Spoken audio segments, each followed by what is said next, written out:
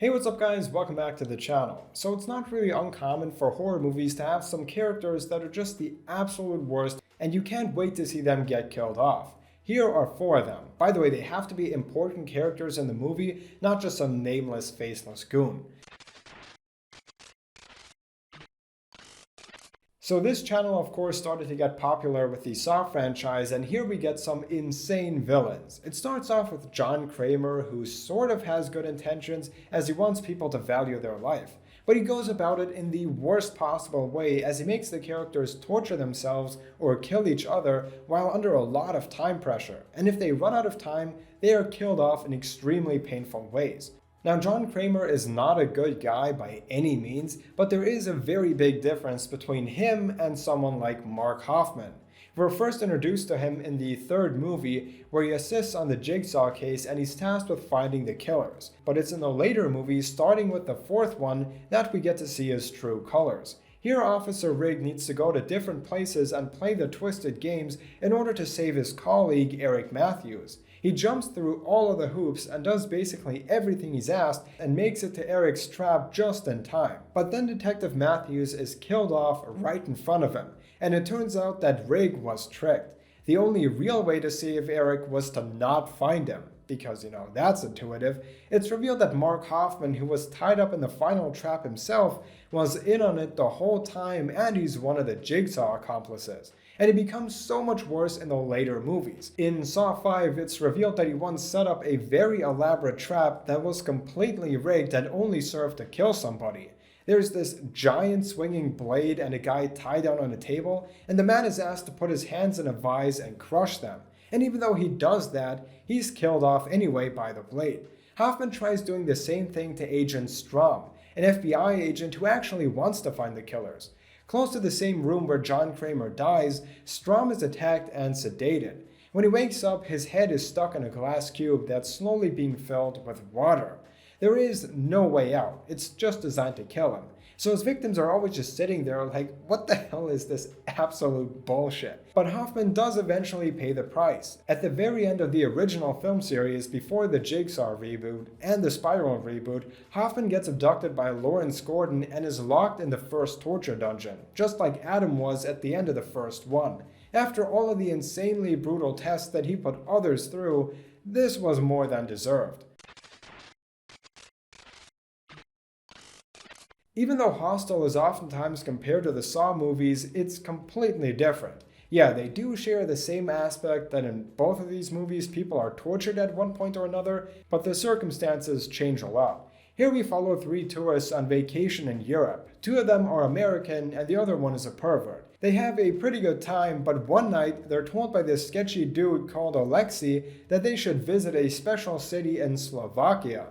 He manages to convince them by saying that there are a bunch of hot girls that are just waiting to jump on any guy that's there. The girls there are so hot, you cannot believe it. They hear your ex and they fuck you. It seems like there's a massive dude shortage in the city, so our trio says, you know what, let's go there and do them. And when they arrive, it actually seems to be true. They check into a hotel and almost instantly they meet some women that are very blessed in the chest and just can't wait to get their clothes off. But of course, like always, if it seems too good to be true, it probably is, and that's the case here as well. Paxton, who is the coolest of the three, which isn't really saying that much, soon realizes that they stumbled into a deadly trap and that the hot women are only trying to get them killed so that they can get paid. Slowly but surely, the guys are abducted and put into this abandoned factory where rich guys who are members of this exclusive club pay to murder them. Great business idea. Once Paxton finds himself trapped here, he tries doing everything he can to get out alive. He manages to escape the torture chamber and sneaks around the building to find an exit. After saving another woman, he goes outside and steals a car. After fleeing, he drives through the small city where the hotel is. On the way, we see the women that seduced him, and he clearly feels a lot of rage, since he knows that they were colluding with the crazy murder club. So Paxton stomps on the gas and runs them over. After finding out how crazy these girls were, and that they were willfully neglecting, well, actually assisting in this operation, this was probably a just punishment. In VHS, we have some really unlikable characters as our main cast. These four guys are like the absolute worst, bottom of the barrel, total idiot, low-life, two-bit thugs that you will ever see. They run around committing crimes and doing illegal odd jobs, and they decide to film everything. For example, in the first scene, they run up to a woman and forcefully pull her sweater off so that she's, exposed in public. Then they sell the footage for $50. And this is not the first time they've done it. They get an offer to break into a house and steal a single VHS tape. They accept, and on their way, one of the guys, Carrie, says that this could lead to more work. Yeah, man, building up a solid career foundation here. They break into the house and eventually find a bunch of TV screens in a room with a dead guy. Brad then watches the first VHS tape alone while sitting in front of the corpse. We're not going to go over all of the tapes, but in the first one we follow another group of douchebag guys who also try to film naked women without their consent. These three guys get this drunk woman and her friend back to their motel room. But the one that's a little bit more sober, Lily, is this weird non-human creature. This is revealed after we see her feet, and it looks like they have scales on them. She kills Shane, who is like the leader of this group, after he forces himself on her, clearly making her more than uncomfortable. After she attacks him, the others hide in the bathroom, but soon realize that they can't just stay here. Patrick gets a metal rod from the shower, and they get out of the bathroom. Shane is dead on the bed. Lily is blocking the door, so Patrick tries hitting her, but it doesn't work because Lily is like crazy powerful. She kills him, but Clint, who is the guy holding the camera, escapes and runs out of the building. Eventually though, Lily catches up, grabs him, and flies away with him. As it's revealed that she has like wings coming out of her. The point is that a lot of the guys here are pretty shitty. They break the law and hurt others badly. And when they start to disappear, you feel like, oh, maybe there's some hope with these guys gone. This is another Stephen King story that has some awful bullies that make the protagonist's life hell. Carrie is about Carrie. Who could have guessed? She's a high school student and she's not that popular. She gets bullied a lot and her mother is a borderline crazy religious fanatic. Her life is pretty awful and humiliating. One day in the locker room after gym class, she gets her period for the first time and she doesn't know what it is, so she starts freaking out. I'm doing a lot of censoring here, by the way, because people are walking around completely naked, nothing shaved. You know how it was back in the 70s. Miss August, more like missed your entire pubic region when you were grooming. Anyway, Carrie is very scared and asks the others for help. They start mocking her and throw around tampons. Luckily, the gym teacher intervenes and tries calming her down. But when she doesn't, Carrie gets slapped.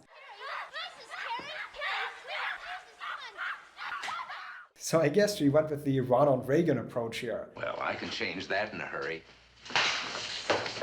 On her way home, it's hinted that she has some telekinetic powers. When her mother finds out what happened, she hits Carrie with a Bible and drags her into their tiny prayer closet.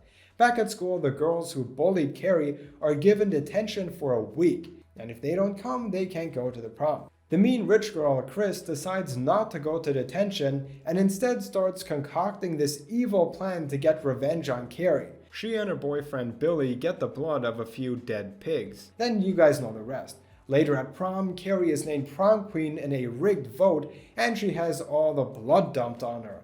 All of this just after it seems like she was finally being accepted.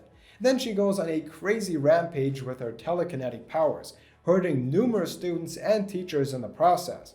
But it's towards the end that we get the death that I think we were all secretly waiting for. After Carrie exits the school gymnasium, which is now on fire, Chris and Billy try to run her over.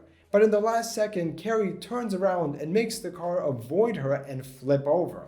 It then explodes in the distance. These guys have made Carrie's life just a total nightmare, and it probably wasn't just for the senior year. It must be the worst when you're a child growing up and everybody, including some of the teachers and your mom, are mocking you. And then that awful stunt, yeah, Chris had it coming. A lot of people always have nostalgia for these times.